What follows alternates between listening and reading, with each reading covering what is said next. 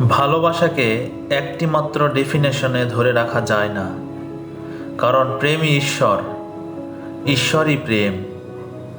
ঈশ্বর দেদীপ্যমান জাতি।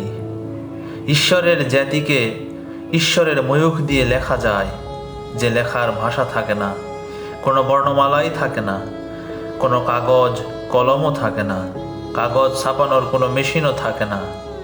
ঈশ্বরের জাতি স্পর্শ করা যায় না, মায়ামুক্ত হতে পারলে স্পর্শ করা যায়।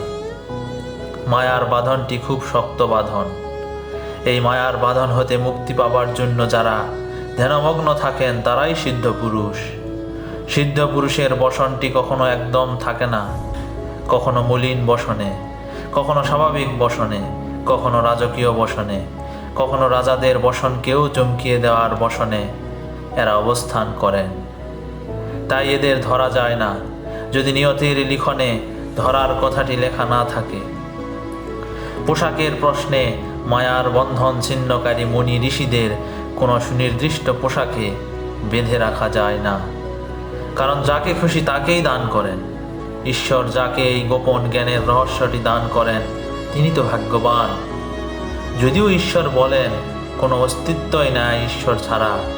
ঈশ্বর বলেন যেদিকেই তুমি তাকাও না কেন আমারই মুখমণ্ডলটি দেখতে পাবে।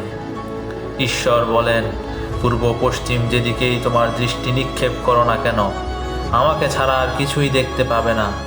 আবার ঈশ্বর বলেন তোমরা কি দেখছ? তোমরা দেখছ অথচ তোমরা দেখছ না। এই ভেদ রহস্যের গোপনের চেয়ে গোপন বাণীগুলো যারা বুকে ধারণ করতে পেরেছেন তারাই তো সিদ্ধ পুরুষ, তারাই তো জন্মচক্রের অবিরত ঘূর্ণন হতে মুক্ত। স্বর্গ ভোগ, নরক ভোগ, স্বর্গ সুখ ভোগ আর নরক দুঃখ ভোগ। ভোগের মধ্যে মুক্তি নাই এবং মুক্তির মধ্যে ভোগ নাই। পরিশেষে বলতে চাই, তুমি 15 বৎসর 1 মাস 19 দিন নির্জনে একাকী ধ্যান সাধনায় মগ্ন থাকো। সব রহস্যের বন্ধ দরজাগুলো একে একে খুলে যাবে।